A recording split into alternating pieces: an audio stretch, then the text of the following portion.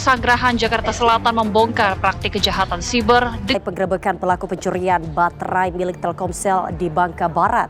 Udah jatuh tertimpa tangga. Seperti itulah nasib korban kejahatan perbankan. Pola perampokan berubah semakin brutal. Mulai dari komplotan curanmor yang terorganisir. Halo, pernah nggak sih kalian lagi jalan sendirian di malam hari dan tiba-tiba ngerasa ada yang ngikutin nih dari belakang? Atau pernah nggak sih kalian mendapatkan pesan aneh yang kemudian menguras saldo rekening kamu? Setiap hari kita dibombardir oleh berita kriminal, mulai dari pencurian, kekerasan, hingga kejahatan cyber yang mungkin tidak terlihat oleh kita. Halo semua, perkenalkan saya Angel Violeta. Dimana hari ini saya dan kawan-kawan akan membedah topik yang sangat dekat dengan realitas kita sehari-hari, yaitu mengenai kejahatan. Dimana selama kurang lebih 10 menit ke depan, saya dan teman-teman akan membedah apa sih sebenarnya kejahatan itu, mengapa seseorang bisa berubah menjadi pelaku kejahatan, dan yang paling penting, langkah apa yang dapat kita lakukan untuk mencegah ataupun mengatasi kejahatan itu. Maka dari itu, simak penjelasannya hingga akhir ya. Apa sih itu kejahatan? Jadi, secara hukum, kejahatan adalah segala tindakan yang melanggar hukum pidana yang berlaku dan diancam dengan sanksi hukuman. Namun, secara sosiologis, kejahatan adalah perilaku yang melanggar norma sosial, merugikan orang lain, dan mengganggu ketertiban masyarakat. Seiring berjalannya waktu, jenis kejahatan terus berevolusi. Dulu, kejahatan itu identik dengan kekerasan fisik atau pencurian barang berharga, atau yang kita sebutnya itu blue collar crime atau kejahatan jalanan atau kejahatan kerah biru. Namun, saat ini kita itu menghadapi dimensi baru di mana ada jenis-jenis kejahatan lainnya selain blue collar crime, yaitu ada white collar crime dan cyber crime. White collar crime merupakan kejahatan yang dilakukan oleh orang-orang yang profesional atau orang-orang dengan status sosial yang tinggi. Contohnya seperti korupsi, penggelapan dana, dan penipuan investasi. Lalu yang kedua itu ada cyber crime atau kejahatan cyber. Jadi kejahatan ini itu merupakan kejahatan yang terjadi di dunia digital, seperti peretasan data hingga pencurian identitas di dunia maya.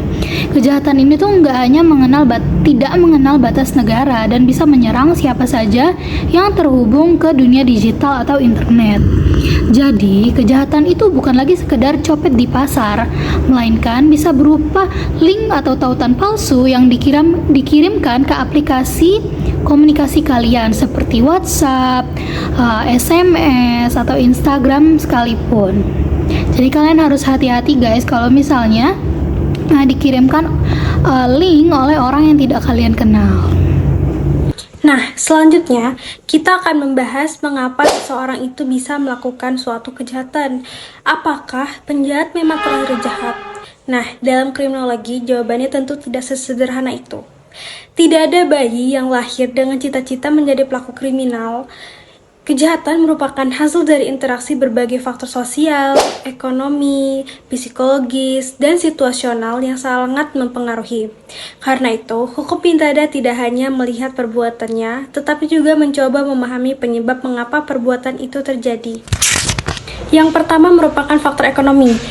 Banyak ahli kriminologi menyebutkan bahwa tekanan ekonomi merupakan salah satu pemicu utama tindak pidana. Ketika seseorang tidak mampu memenuhi kebutuhan, maka tekanan hidup dapat mendorong tindakan yang melanggar hukum. Ketimpangan sosial juga memunculkan rasa frustasi dan ketidakadilan. Dalam kondisi tertentu, seseorang merasa sistem tidak memberi kesempatan yang adil bagi dirinya, sehingga kejahatan dianggap sebagai jalan pintas untuk bertahan hidup. Lalu yang kedua, faktor lingkungan dan sosial. Lingkungan tempat seseorang tumbuh sangat akan mempengaruhi menentukan karakter. Teori social learning menjelaskan bahwa pelaku kriminal dapat dipelajari dari lingkungan sekitar. Seseorang yang terbiasa melihat kekerasan, premanisme, perjudian, atau narkotika sejak kecil dapat menganggap hal tersebut sebagai hal yang normal. Faktor keluarga juga berpengaruh besar. Anak yang tumbuh dari kondisi broken home, mengalami kekerasan dalam rumah tangga, atau kurang mendapatkan perhatian dan kasih sayang, memiliki kesempatan juga untuk terjerumus ke dalam pelaku penyimpangan. Yang ketiga, faktor psikologis dan individu. Dalam beberapa kasus, tindak pidana berkaitan dengan kondisi mental dan kepribadian seseorang.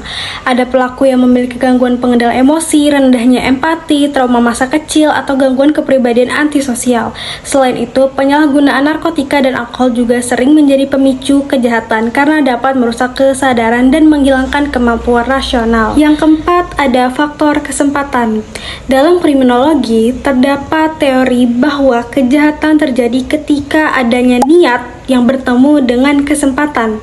Masyarakat Indonesia juga mengenal ungkapan tersebut dari Bang Napi, yaitu kejahatan tidak hanya terjadi karena ada niat pelakunya, tapi juga karena ada kesempatan. sistem keamanan yang lemah, pengawasan yang longgar, penegakan hukum yang tidak tegas, hingga kelalaian masyarakat dapat membuka peluang terjadinya tindak pidana. Rumah yang tidak dikunci, data pribadi yang disebar sembarangan, atau berjalan sendirian di tempat sepi sambil bermain ponsel bisa menjadi kesempatan yang dimanfaatkan oleh pelaku. Karena itu, memahami penyebab kejahatan sangat penting, karena jika kita hanya fokus menghukum pelaku tanpa memperbaiki akar masalahnya, maka kejahatan akan terus muncul dalam bentuk yang berbeda. Hai semuanya, saya Mela Bubulun. Kali ini saya akan membahas terkait dampak kejahatan yang sering diabaikan. Jadi guys, ketika kejahatan terjadi, kerugiannya itu bukan hanya soal barang yang hilang saja, dampaknya jauh daripada itu. Bagi korban, kejahatan meninggalkan trauma psikologis yang berat, rasa aman mereka terenggut, mereka mungkin akan mengalami post-traumatic stress disorder atau PTSD, kecemasan ataupun depresi. Sementara bagi masyarakat yang luas, tingkat kriminalitas yang tinggi menciptakan ketakutan komunal. Nilai investasi di suatu daerah bisa turun, bisnis menjadi sepi, dan rasa saling percaya pun akan hancur. Oke guys, jadi terdapat 3 tips nih untuk mencegah terjadinya kejahatan. Yang pertama itu ada preemptif, kita hilangkan dulu niat jahatnya dengan memperkuat fondasi moral, agama, dan etika sejak dini melalui lingkungan keluarga dan pendidikan. Yang kedua itu ada preventif, jangan beri celah, hilangkan kesempatan dengan mempersempit ruang gerak pelaku melalui pengamanan fisik seperti CCTV, penerangan jalan, hingga patroli rutin. Kemudian yang ketiga itu ada represif, yaitu penegakan hukum yang tegas, bukan sekedar hukuman, melainkan upaya rehabilitas agar pelaku dapat kembali ke masyarakat tanpa mengulangi kesalahannya. Tips menghadapi kejahatan. Menghadapi kejahatan memerlukan kewaspadaan tinggi, ketenangan, dan tindakan preventif.